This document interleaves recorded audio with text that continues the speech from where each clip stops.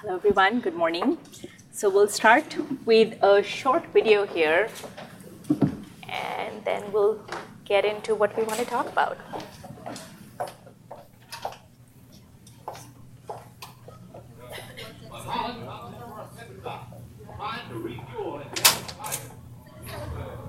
Munro himself changes the tires.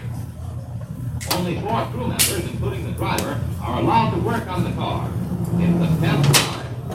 Holland stays in his seat, anxious to get away. Let's walk.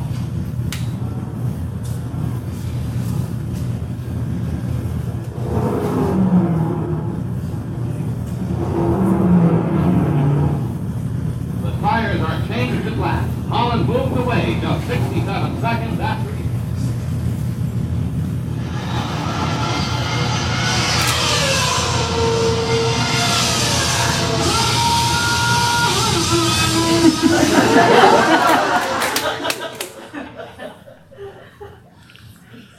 Okay, so that video really captures the spirit of what Lean Bench was established for and why Lean Bench was dreamed up and how it came into existence.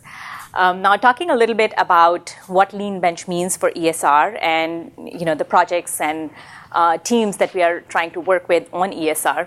Who here is working on ESR or is involved with ESR or knows about ESR or is connected with ESR in some way or the other?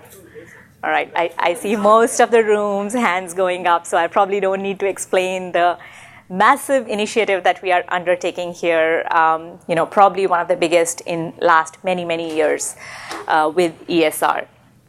So our enterprise systems renewal, which is not just a program where we are trying to change out our systems, but we're trying to look at the processes that are working behind these systems. So our processes are really the meat of what we are seeking to change, what we are trying to make better with ESR. And Lean Bench has been put into place to help with that kind of process analysis. So within all these projects that you see listed on the ESR radar, Lean Bench has already created partnerships and worked with the ones that you see checkmarked here. So we worked closely with the space management project within the facility information systems area. We have worked with financial information systems. A lot of work in that area is currently going on. I'm sure many of you present here are probably involved with that. There's a lot of work that has happened and is continuing to happen in the academic professional review AP Next area, research administration with Kuali research, and then currently we've started working in the student area as well. So where did this Lean Bench come into existence from? Who are these people?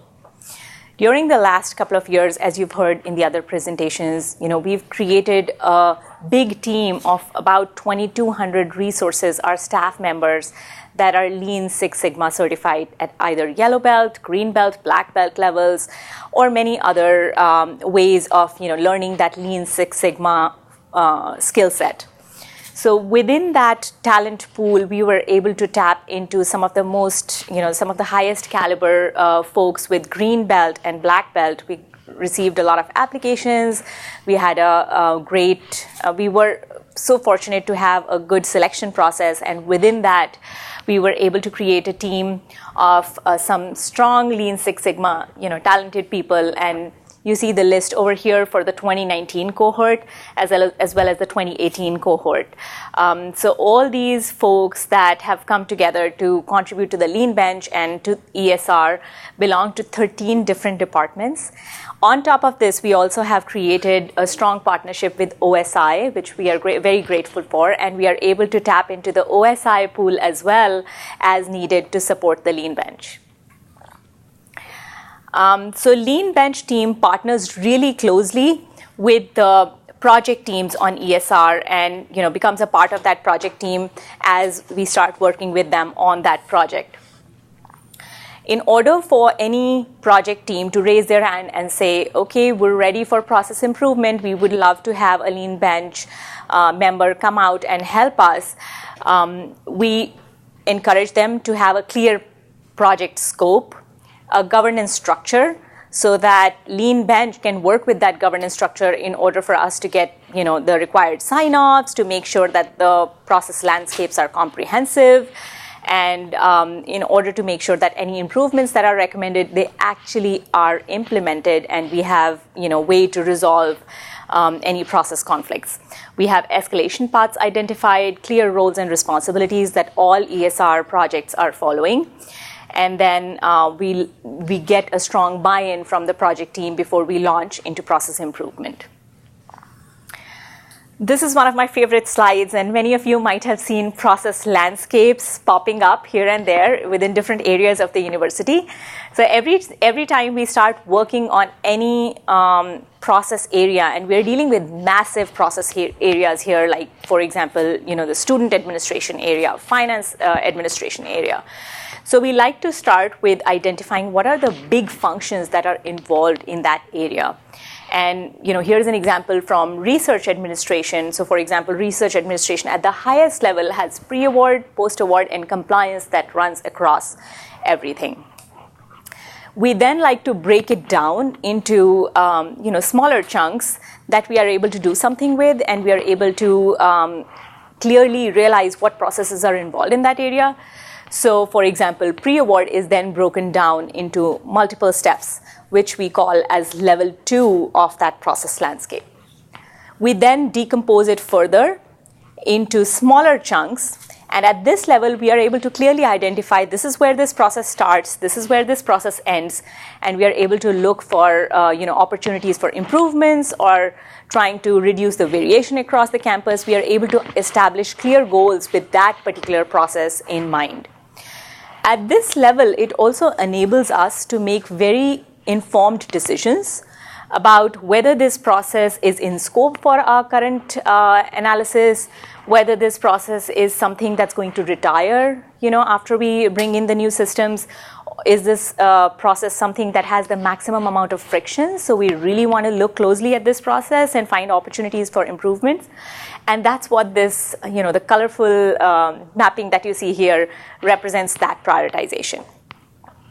So once we are able to prioritize the processes, we then launch into a detailed analysis, which includes mapping out the current state of that process, which includes identifying clear boundaries on that process, the subject matter experts that will be involved for the analysis of that particular process, the improvements that are recommended, create a recommendation report, and all of that. So all that analysis is done for each one of those boxes that you saw on the slide previous to this. So keeping that in mind, so far, Lean Bench has already mapped out more than 476 processes on that landscape. Many of them were prioritized for further analysis, and as you see the breakdown over here, a total of 129 plus processes have been identified for deep dives after doing considerable evaluation on every single one of those 476 plus processes. This is the whole map of the different areas within the university that we are working with. Many of them, they already have the process landscapes. I will quickly click through some of the slides that will show you the rigor of how many process landscapes we've created so far. So I'm trying to be quick with this. And now we are in finance management. We got a little bit carried away there, and we started putting hearts on our process landscapes. So some of the processes that you see, all of these boxes, each one of these boxes that you see on these process landscapes has its own story. We are going to share 2 of those stories with you today, 2 of the boxes that you saw in the slides previously. And for that, for the academic personal side, I'm going to invite Brad to share the story from his side, and then we'll bring up Shawn. Thank you very much, Prachi.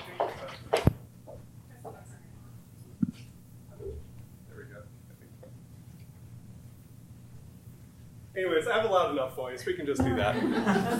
So, for those who know me, I love telling a good story. Oh, no, that's all right. I don't mind losing. Oh, it works now. Excellent. So I had the opportunity to be engaged with the Lean Bench on a number of projects. This one was certainly the most interesting, academic personnel. For those who don't know, it's the creation and compiling of files for all faculty members who either are looking to be newly appointed to the university for a review of merit or tenure designation, and then as well as the review of that file, shepherding it through, advancing and forwarding it to all those necessary levels of review. And what makes it really interesting is it's a process that's highly artistic and contextualized.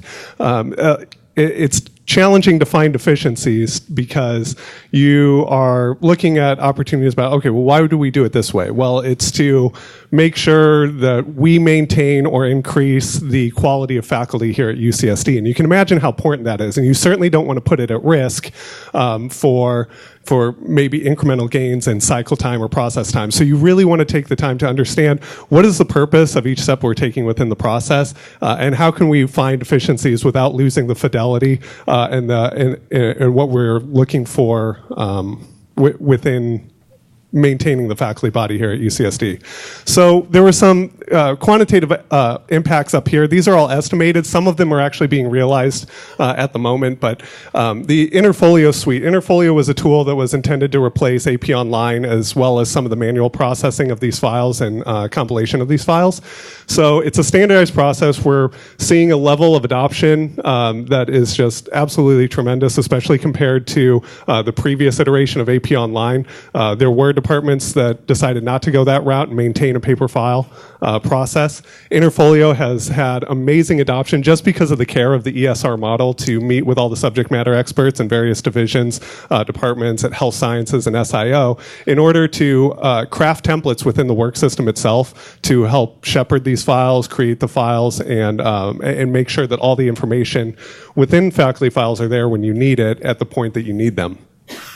So the Interfolio suite itself reduces overall file preparation time from 24 hours to 2.5 hours. And the savings impact of that is about 1.25 million annually. And this is an amalgamation of not only department AP staff, central AP staff, but also faculty time as well. How much time are faculty spending in the tool either for their own file or reviewing the files of others? It also reduces, specific to faculty alone, just for updating their own BioBib, we're estimating that this will convert into $361,000 annually. We're currently still working on improving the functionality of this and making sure that the vendor is hitting certain marks in their roadmap. So this is still in progress, but this is what it's been estimated. And then you can see some other smaller tangible savings, but it all adds to a really grand picture. There's also qualitative impacts. One thing that was really important to reviewers of files was the quality of the files. It's hard when we have 2,200 files and 660 of those were advanced to higher levels of review, whether it's CAP, EVC Simmons, or to the chancellor level. And when 660 files come up, you want to make sure that they're standardized. You want to make sure that each file is ready to go, is of high quality, so it doesn't have to be sent back. So really high level resources that are part of the CAP body or in the EVC's office are making sure that their time's well spent reviewing files that are actually ready to go. So because of that, we were able to do a requirements analysis and come up with functionality that was going to improve some of those or reduce those costs of poor quality. So having complete files, right? So sort of automated checking. We have a checklist that AP staff currently use. Well, this is sort of automated functionality. Before it gets routed for review, right, there's kind of an automated check that says, it looks like this is missing. Do you need to add it or do you need to proceed? Correct file order so that every single time it's reviewed, it's in the exact same order. You're getting the faculty submitted files. You're getting the faculty review vote. You're getting the dean letter, all in the correct order that it needs to be. Even little things too, such as if somebody's reviewing a file and they're looking at the research body of work for a faculty member and they have to click on a link, is the link broken? There's automated link validation, as well as paywall sometimes you would go to a research paper and they would be behind a paywall. Well, here the document actually lives inside Interfolio, so that's no longer an issue. And this is sort of a high-level summary of the process itself, and you can see the cycle times beneath and where some of the really big opportunities were. But thinking about it, it was really two larger processes. It was the file prep and then it's the file review process. And what we were interested in, especially in the file process time, was those technical efficiency gains, right? How do we ensure that it's routed? How do we ensure that to-dos are automated? How do we can ensure that faculty have visibility into the process and where their file currently sits? And then in the review process, we had a hard time finding some of these some of the efficiencies there because of the cadence, the batching of review and CAP, the EVC at the recap at the chancellor level. And if you think about when you go into get an oil change, right? You could go in there and just get the oil change. We could just go in here and look at the technical efficiencies, but when you're there, they usually do a free diagnostic checkup and say, hey, down the road, you might want to look at this. What ESR provided was a change catalyst for us to review and give policy reinterpretation recommendations, and those are currently in process right now. But even beyond the scope of ESR for immediate process time reduction, cycle time reduction, and technical efficiencies, it's actually allowed us the opportunity to review some of the policies that color these processes, right? And understanding, is there a way to possibly reinterpret it? And as I said before, some of these efficiencies are actually being realized as we speak. So what you can see here are the number of files processed in AP Online and then through the paper process. And once the Interfolio implementation happened, those dropped dramatically, showing the level of adoption. And you can see over here the Interfolio files process. So this is at the review level. All of those files, it's just all of a sudden it's in Interfolio. And what makes this really hit home is that this was the largest, most successful year for the number of files processed by AP Central and sent for review. And here's what makes it really interesting. Those file numbers grew, so did our faculty, but our AP staff count stayed the same. Right? So that's serious cost avoidance, and those are gains that are being realized because of the technical efficiencies of Interfolio, even though it's not fully implemented yet. There's so many more efficiencies to be gained, particularly for the faculty administrative burden that we're currently working towards right now. So to tell another story, we have Shawn Munro here. He was also really great at telling stories. So academic personnel, one small slice of the pie, but when it's, we're talking about 1.66 million annually in estimated savings, and you saw the breakdown of all the different processes that ESR is touching, and you can just see how all of that aggregates together into significant savings. So one more piece of that puzzle is Shawn. Oh, you have the yeah, that's no idea. Thank you. Oh. Yeah, it works. All right. So I'm going to take just one more deep dive, show you guys a case study into one of the other projects, engagements we call them, because a project within a project is a little kind of confusing. So one of our Lean Bench engagements, Prachi flashed through a lot of these process landscapes. You might have saw these boxes up here. They don't look like too much, right? It's one little box. How crazy can that be?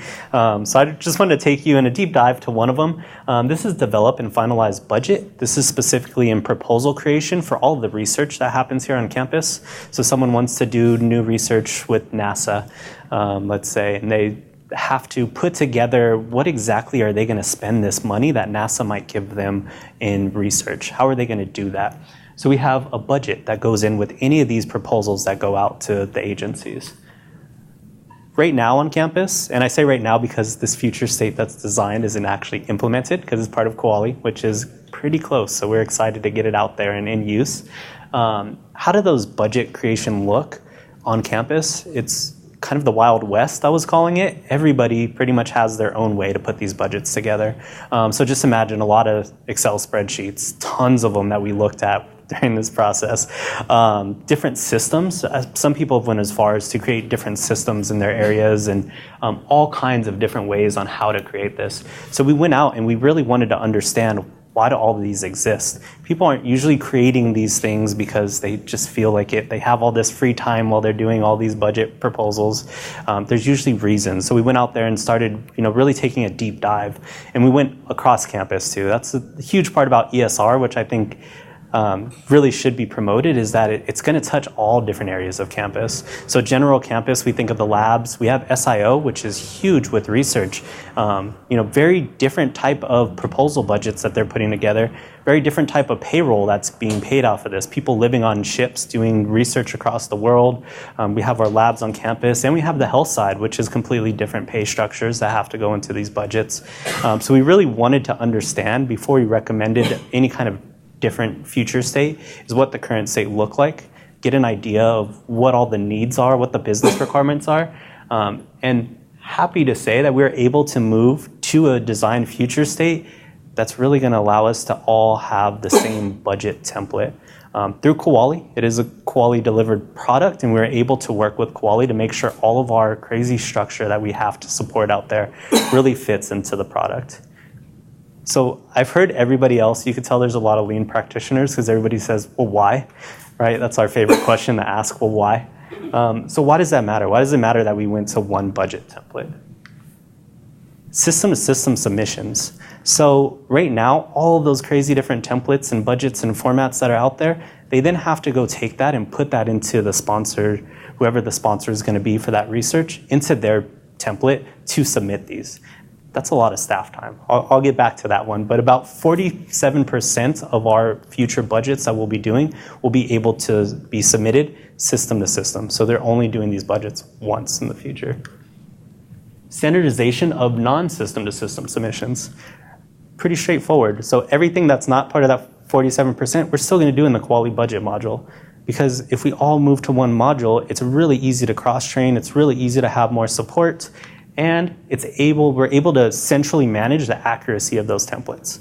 All these rates are changing, different IDC, all of these different pieces of those calculations in the budget change all the time. So moving to one centrally managed structure, we're able to really control and make sure we have the right setup within all of these templates.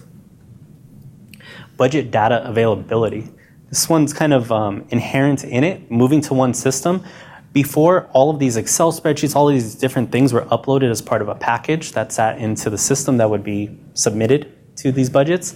So now we're able to actually mine that, right? We're not going and trying to open a million different Excel documents and pull it all together. We're able to go in and really look at these budgets and all the details around them.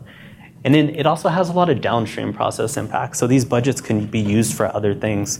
This is, again, part of the proposal. Think about when this gets awarded and it becomes an actual research project, and we have to manage all of those funds as they come in. We have great buckets of categorized colors to the money that we're able to hopefully move forward to our downstream processes, be able to manage those in our future post-award systems. So again, a why.